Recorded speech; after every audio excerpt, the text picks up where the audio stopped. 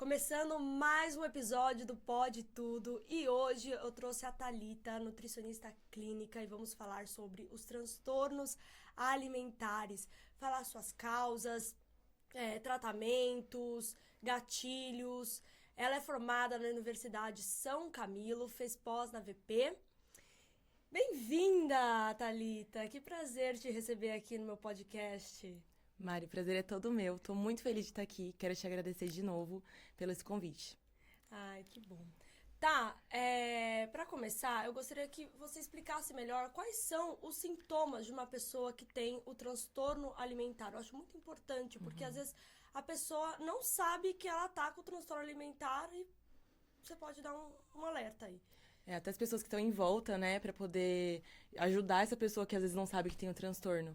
Então é muito particular, Mari, porque se for parar pra pensar, o transtorno alimentar ele sempre está acompanhado de algum outro sintoma psicológico, né? Então, uma depressão, uma ansiedade em excesso.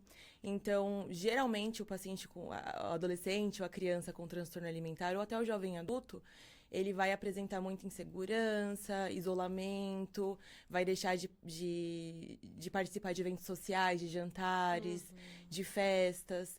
Então, realmente é uma pessoa que vai estar mais reclusa. E a gente nem imagina, assim, que esses possam ser os sintomas, né? Exato. A gente acha que às vezes a pessoa só vai parar de comer e, enfim, e não é isso só, né? Às vezes tem muita gente que pensa, transtorno alimentar, a pessoa é excessivamente preocupada com a estética, e não é isso, né? Não é sobre estética o transtorno alimentar. Isso que é importante a gente também falar. É muito importante ela frisar pra vocês que tem nada a ver com estética, né? Não tem. E tem, assim, uma faixa etária, um grupo de risco que tem mais possibilidade de ter esse gatilho pro transtorno? São os jovens adultos e as crianças e adolescentes. Mas, assim, a faixa etária de maior risco é dos 13 aos 17 anos. Bem nessa fase de que tá acontecendo muita mudança no corpo. E, assim, eu sempre vou falar menina ou mulher, porque o grupo maior de risco são as mulheres. E aquela fase da comparação também, né? Que todo mundo quer se comparar, e mulher ainda tem isso, né? Isso. Até você trouxe, quando a gente estava em off, falando que antigamente as mulheres tinham aquelas cinturinhas super finas. Exato. Até falando da anorexia, né? Já vamos entrar Vamos entrar na anorexia e na bulimia. Que é o transtorno, assim, descrito, se eu não me engano, mais antigo. Foi na década de 60 que começou a ser descrito esse transtorno na literatura. E na década de 60, como que eram os corpos das mulheres? Aquela cinturinha finérrima, né? Então, as mulheres, elas sempre foram muito pressionadas com relação ao seu peso. Né? Então, assim, só pra fazer a questão lá da idade, da faixa etária, nos 13 anos é onde a mulher tá tendo, a menina, né, a garotinha, tá tendo muita mudança no seu corpo.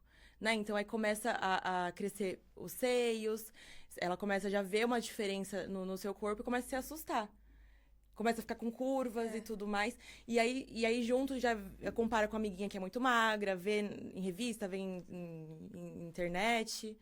E é complicado. E é um problema, né? E as redes sociais trouxeram muito isso, muito mais à tona agora no século XXI. Porque hoje a meninada, até mais nova, né? Tem acesso às redes sociais. Sim. É gente também dando muito palpite no que não deve ser palpitado. E começa aquelas comparações. Aí a menina começa a tomar um laxante aqui, um laxante ali pra emagrecer. Toma um sorvete, já se sente culpada. É uma noia, né? Assim. Demais.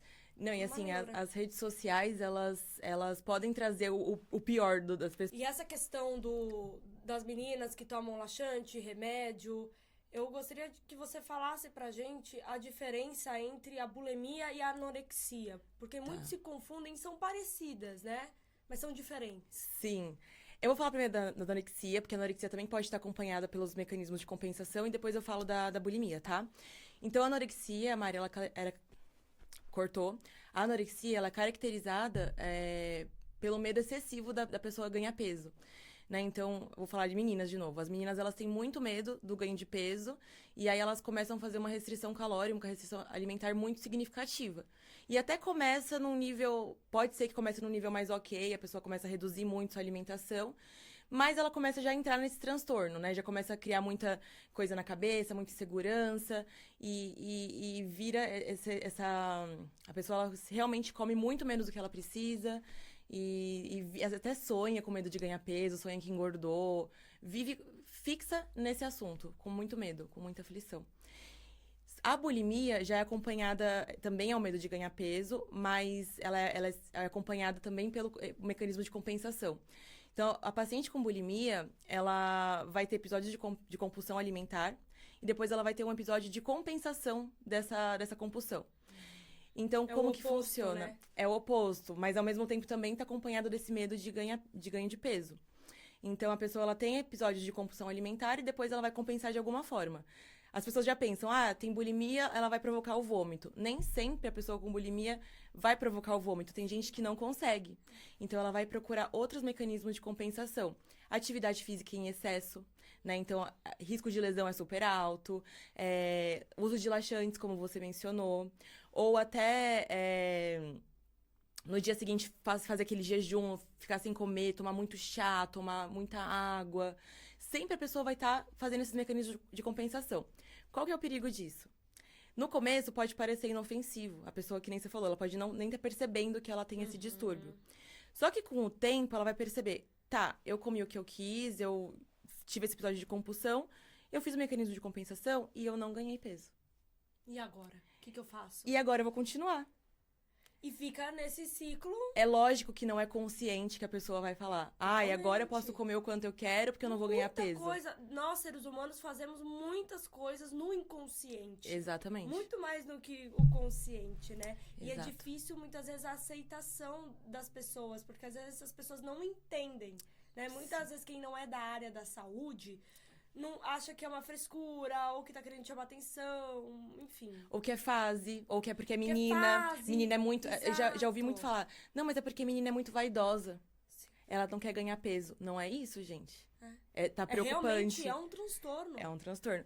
E no caso da anorexia também, Mari, pode ter esses mecanismos de compensação também. Não significa que a pessoa com anorexia ela também tem bulimia, né? A gente escuta muito isso. Tem anorexia e bulimia. Pode ser que tenha essa situação de dois transtornos de uma vez, mas geralmente a pessoa com anorexia, em algum momento ela vai ter um episódio mais compulsivo, porque ela faz muita restrição, em algum momento ela vai ter um episódio de compulsão. Exato, e por isso que é tão importante você conscientizar as pessoas, porque para procurar uma ajuda profissional nessa hora. Com certeza. Entendeu? Você tá percebendo que teu filho ou alguém da sua família tá passando por uma situação parecida com essa que a Tá falando... falar, opa, tem alguma coisa estranha, né? Vamos procurar uma ajuda. Com certeza. E é aquela coisa, equipe multidisciplinar, tá? Eu falo que nós, da área da saúde, a gente não faz nada sozinho. Geralmente, é sempre com a ajuda de um outro colega de profissão. Então, geralmente, uma pessoa que vai estar com esses sintomas de transtorno alimentar vai procurar uma nutricionista. E a Nutri vai encaminhar para uma psicóloga. Isso. E, dependendo do caso, encaminha para um psiquiatra também. E vice-versa, né?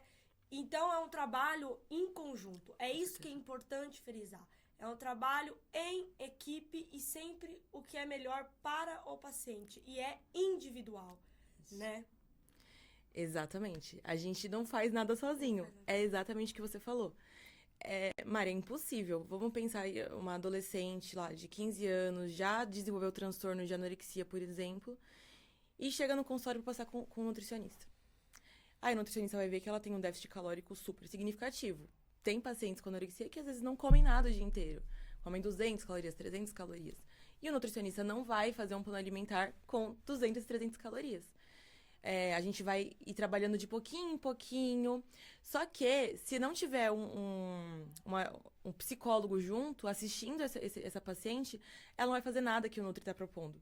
Porque o nutricionista não tem essa vocação, não tem esse estudo, esse conhecimento mesmo de como orientar esse paciente, como acolher esse paciente no sentido de trabalhar a cabeça dela para aceitar os alimentos, para ter uma dieta mais saudável, né? Então, vamos pensar que nenhum transtorno alimentar, ele só é o transtorno alimentar, está acompanhado com outros, com traumas, com gatilhos de infância, de adolescência.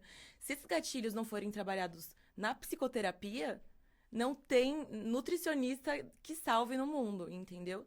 Então ela tem que junto trabalhar seus traumas, seus gatilhos, suas inseguranças, com um E o psicólogo. autoconhecimento, principalmente. Isso. E com um profissional que te acolha, né? Que te entenda. Acolhimento, empatia, Isso. né? Ser solidário, se colocar no lugar. Mas eu acho que essa é a nossa profissão, né? É isso. É você olhar sem julgamentos. Exatamente. E não ter medo de encaminhar, que nem você falou. O psicólogo ou psiquiatra muitas vezes precisa de um medicamento junto, porque geralmente E numa tá muito ansioso. situação, tá, por exemplo, que a família não tem condição de ter toda essa rede de apoio multidisciplinar. O que faz? Então, vamos deixar no YouTube links de... Vamos. Tá, a gente Então, vai no deixar, final, então... eu vou deixar um link pra vocês que a Tá vai me passar. Isso. E aí, provavelmente é de lugares que... Isso, tem acho que uns 5 institutos que eu pesquisei. Tem um Ambulim, que eu lembro da época da faculdade que a gente fazia estágio, que é totalmente gratuito o atendimento. Então tem que ter, não tem desculpa, realmente tem opção pra procurar. E eu acho importante também a gente voltar rapidinho aqui na equipe Multi, que tem uma frase, tem uma nutricionista que eu admiro muito, que trabalha com comportamento alimentar. E ela sempre fala que nem toda dieta causa transtorno, mas todo transtorno começou de uma dieta. Verdade. Então, assim, não dá pra gente achar que todo mundo é igual, não adianta só passar uma dieta com X calorias e achar que tá certo. A gente é profissional da saúde, nós trabalhamos com seres humanos, não com máquinas. Exatamente. E aquela Então- coisa, já vi muita gente falando isso. Ai, passei na Nutri, me passou uma dieta ótima pra emagrecer. Pode pegar pra você. Aí a pessoa vai e pega a dieta do outro. Minha mãe já fez isso, gente. Minha mãe já pegou dieta de outra pessoa. Mãe, desculpa, viu, está te dedurando aqui no meu podcast, mas assim... Mas acontece, todo uma mundo faz isso. lenta. E, cara, é fato, o teu corpo não é o mesmo corpo do vizinho, entendeu? Não o metabolismo é completamente diferente, mas além de tudo, a rotina é diferente, os hábitos são diferentes, as diferente. crenças, a cultura, a rotina, todas as variáveis, elas têm que ser consideradas na consulta e no que você vai propor pro seu paciente, né? Então, não adianta a gente, falando ainda de tratamento com o nutricionista, a perguntinha que a gente mais escuta em consultório, principalmente quando o paciente está começando, tá, mas e final de semana? Se eu O dia do enfiar o lixo, pé na né? jaca, como que eu faço para compensar no dia seguinte? Isso é uma pergunta muito comum. E aí, cabe ao profissional ter muito cuidado com o que ele vai responder. Porque se você responder, tira carboidrato depois, ou então no dia seguinte faz um jejum intermitente, você pode estar estimulando o quê? Um mecanismo compensatório.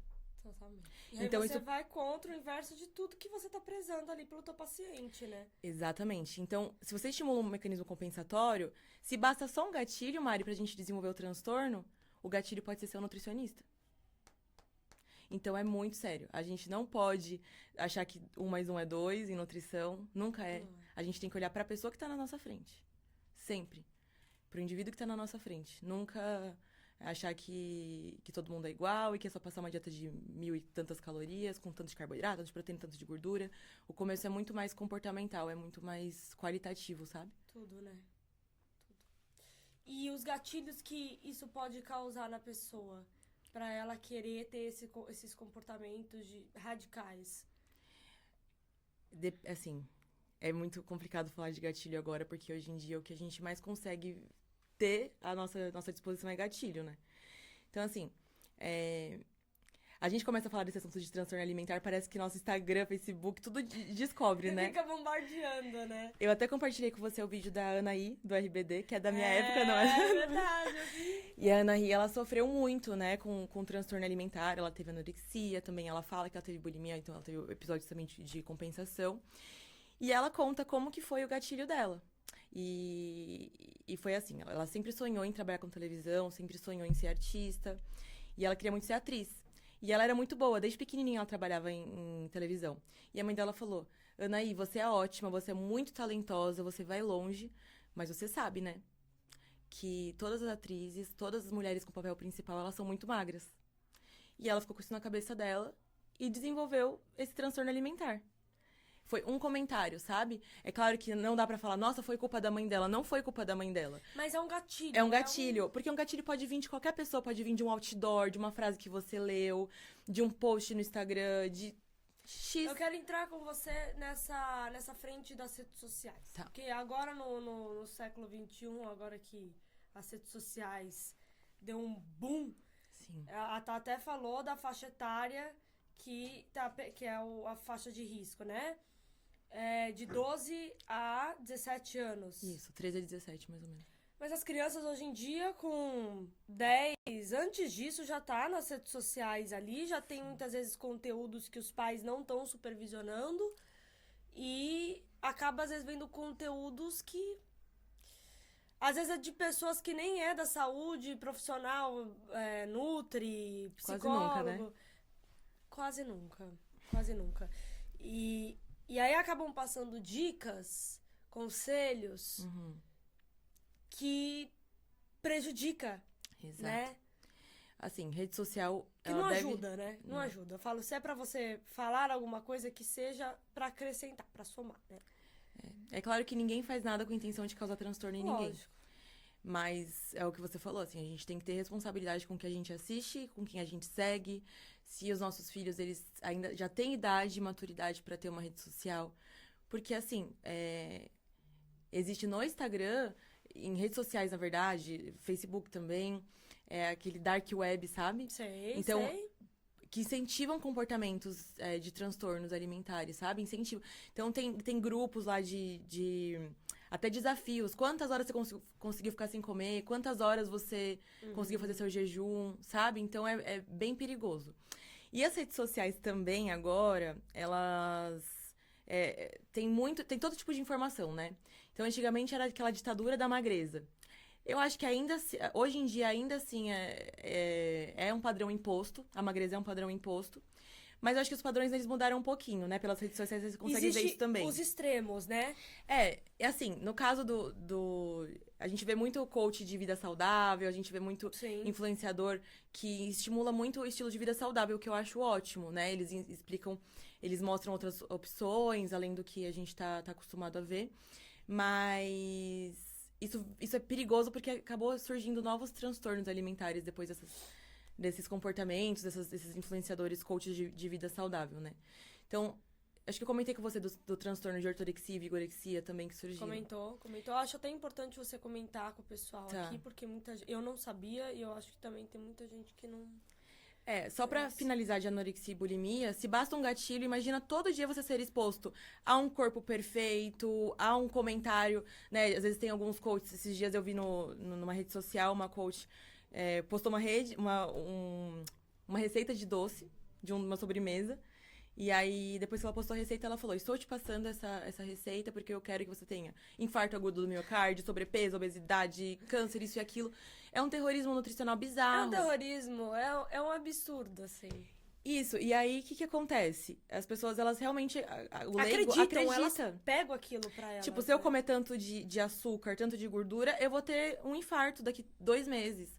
E não é assim, né? A gente consegue viver uma vida equilibrada e saudável. Eu falo que tudo que é ao extremo não faz bem. Exato. Desde o extremo pra vida saudável até o extremo pra vida não saudável. Com certeza. E aí da ortorexia, né? Que é um transtorno alimentar que foi descrito lá em 95, até que é recente. Que é um transtorno em que a pessoa ela tem muito medo de comer alguma coisa que não é saudável, que não vai fazer bem pro corpo dela. A pessoa tem a sensação que se ela comer alguma coisa fora da dieta, ela vai estar sujando o corpo dela, ela vai estar intoxicando o corpo dela. Então ela vive em função de comer sempre muito saudável. Né? O que parece, nossa, mas você é nutricionista, você deveria gostar desse tipo de comportamento. Não, é perigoso. Porque essa pessoa vai se isolar, ela não vai aproveitar momentos que ela pode aproveitar e que ela deve aproveitar, né? Então, assim, foge da realidade que a gente deve... É isso que você falou, foge da realidade. Foge da realidade. Aí não é sustentável. É inexistente, é insustentável. Você falou tudo, tá? Você falou tudo. E a questão da vigorexia também, que é aquela obsessão pelo corpo muito forte, muito musculoso, muito perfeito, desenhado. Então a pessoa realmente vive em função de ter uma massa muscular muito preservada. É um transtorno até que novo, sabe? Justamente porque a gente tá exposto disso o tempo todo. Porque as pessoas focam muito na questão da bulimia e anorexia. Mas existem N transtornos, né? Demais. De compulsão alimentar E também. da compulsão alimentar, até que eu queria tocar nesse assunto com você. A compulsão alimentar, ela é o oposto da anorexia e da bulimia, né? Exatamente. E também tem os seus gatilhos. Então, a ansiedade, por exemplo, uma pessoa ansiosa, ela vai lá e vai querer comer um monte de uma barra inteira de chocolate. Vai pegar o negócio de bis lá, a caixa de bis, vai comer inteira. Em vez de você comer 5, vai comer inteira.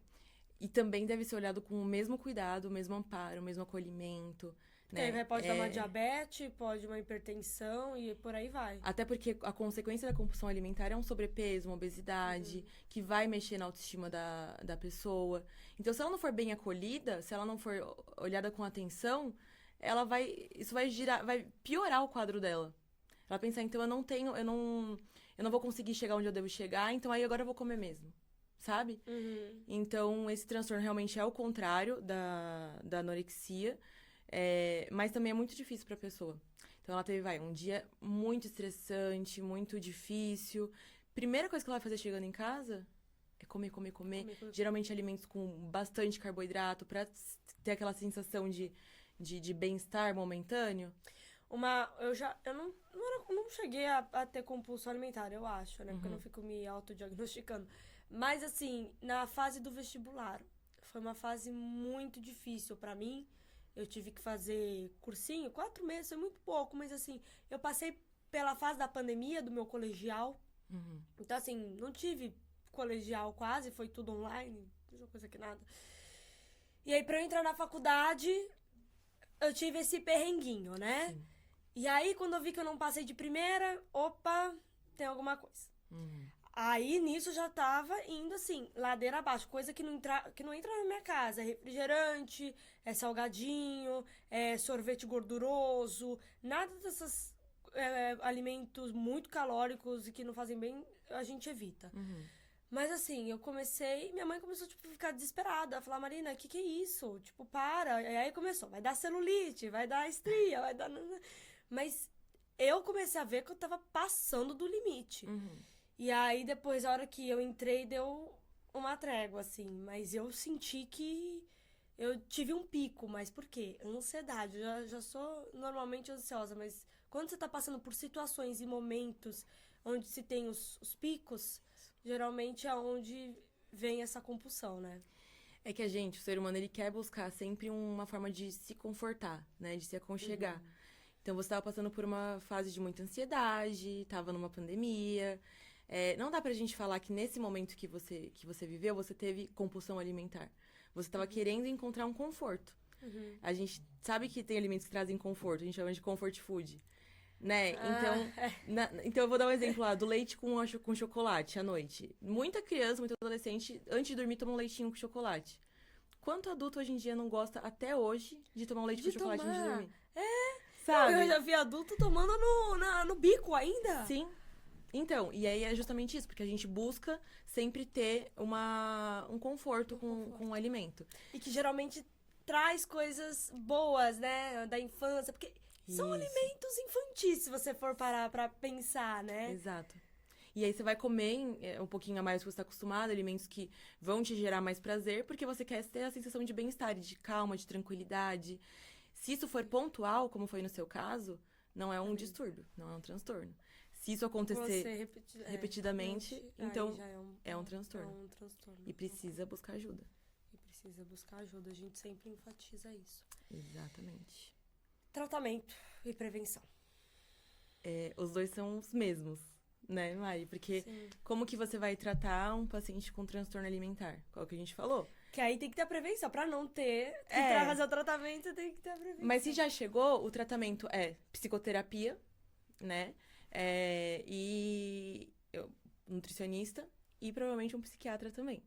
Pra você ter um tratamento bem sucedido, né? E no caso da prevenção, a mesma coisa. Se você trabalhou seus gatilhos, trabalhou seus traumas, suas inseguranças, seus medos, e você tem uma dieta ajustada, tem uma dieta que te dá bem-estar, que faz você se sentir bem com o seu próprio corpo, que te dá energia, te dá disposição, você vai estar com a sua casca já bem trabalhada, sabe? Então, dificilmente, não é falar, é impossível você ter um transtorno alimentar se você faz terapia e passa com um nutricionista. Pode acontecer. E é importante, assim, além dessa rede de apoio, você falar da importância da rede de apoio familiar, né? Porque a gente já falou no começo do podcast sobre a importância de ter esse acolhimento, né? E que muitas vezes a família acha que pode ser uma frescura, ou acha que é da fase, momento. Então, assim, o que você diria para essas pessoas, para a família mesmo, que tá com algum familiar passando por esse problema? Qual que é o papel dele? O papel é importantíssimo, né? Assim como o paciente ele precisa ser assistido por um nutri, por um psicólogo, ele também precisa estar muito bem acolhido na sua família, dentro da sua casa, né? E assim, muitas vezes a gente vê que esse acolhimento não é feito a pessoa não é tão bem abraçada, porque esse tema é muito banalizado. Então, a partir do momento que as pessoas se conscientizarem que o transtorno alimentar é algo sério, não é brincadeira, as pessoas vão ter um acolhimento melhor, sabe? Os pais vão ter um acolhimento melhor. E pensando na faixa etária, né? De 13 a 17 anos, eles são menores de idade, eles precisam dos pais, eles precisam da mãe, precisam do pai, precisam do responsável, né?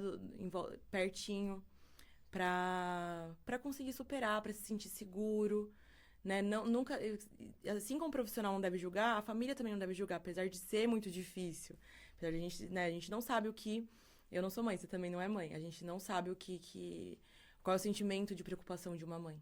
Deve ser desesperador. Deve ser desesperador, o filho não tá comendo. Eu já vi casos, assim, e assim, eu de fora, você fica, assim, preocupado, porque você vê relatos de pessoas falando que o filho parou de comer e se afastou das atividades do dia a dia, porque aí a pessoa começa a ficar fraca, não tem ânimo, tem medo, não tem disposição, tem medo, aí tem os bullying. E essa questão do afastamento também é uma questão, né? Porque você já tá passando por uma situação difícil, ainda você se retirar do convívio social, até que ponto isso é bom? Não é nada bom, nunca vai ser, porque a pessoa tá querendo se proteger, mas ela tá se machucando, né? Então ela vai se afastar das pessoas porque ela não quer se colocar em risco de ter que comer alguma coisa, de ter que tomar alguma coisa muito calórica. Tem medo de não suprir, de não corresponder às expectativas, né? Então a pessoa com um distúrbio é uma pessoa muito insegura, com muito medo. Ela quer ser aceita, ela tá fazendo tudo isso pra querer ser aceita na sociedade, no ambiente que ela tá. E ela não tá preparada pra encarar um grupo grande de pessoas, ela vai se isolar mesmo. Então é muito perigoso, porque ela vai cada vez mais querer se isolar, ainda mais.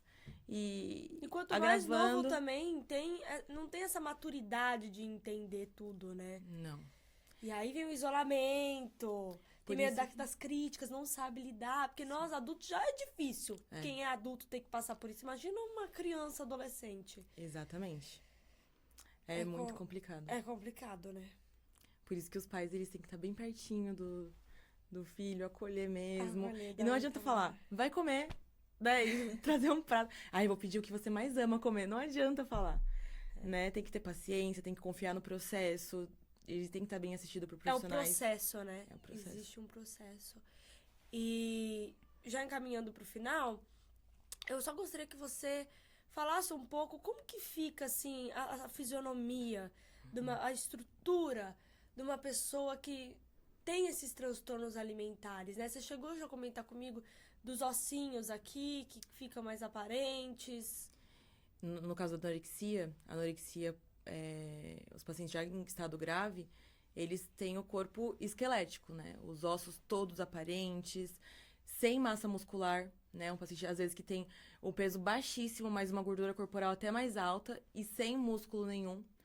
Porque, assim, primeiro que a pessoa, ela não tem nenhum substrato energético para poder fazer um treino, para poder fazer alguma atividade física. Ela vai fazer uma restrição calórica super importante, não vai ter músculo que segura a sua estrutura e vai estar cada vez mais magra, cada vez com os ossos aparentes. Então, é muito característico, assim, a gente consegue, um paciente com anorexia com estado mais grave, a gente consegue já bater o olho e já ter uma ideia. que pode ter. Agora, assim, já a bulimia não tem. Acaba que não muda tanto assim a composição corporal da pessoa, sabe? Porque ela até que ela come. Uhum. Então não é tão característico assim. A compulsão alimentar também não tanto, né? Sim, sim. Sobrepeso, obesa. É mais a anorexia mesmo que tem essa característica. E a vigorexia, né? Que não é um transtorno que vai estar descrito ainda lá no guia de transtornos, mas a característica é a pessoa muito fortona. Nem toda pessoa forte, musculosa, tem esse transtorno. Exato. Mas é uma característica estética, né? Assim como tem gente que tem anemia e não tá magra, tá? Às vezes acima do peso, Não, né? e a anemia, a gente pega muito paciente de sobrepeso e obesidade com anemia, com deficiência nutricional. Isso é muito comum, inclusive. Porque a pessoa ela não tá em sobrepeso porque ela se alimentou, nem sempre, né? De alimentos muito saudáveis. Então, ela pode ter uma deficiência nutricional mesmo não sendo muito magra. Isso é muito, muito, muito Fato, comum né? mesmo. É fato. E é isso. Tá, foi um prazer te receber aqui no Pode Tudo. Eu quero que você volte mais vezes, traga mais informação, mais conteúdo, mais alerta, que eu acho que é tão necessário, Com certeza. né? Ai, Mas obrigada, viu? linda, obrigada. Eu que agradeço, Gente, foi um prazer. Acompanhe os próximos episódios do Pode Tudo. Ficamos por aqui. Obrigada pela atenção. Um grande beijo. Tchau, tchau. Foi, galera! Aê! Gravada com sucesso. E aí? Foi ótimo. Meu som aqui tá bombardeando. Tá, não para. Eu esqueci que você tava com o relógio. A Marcela chegou e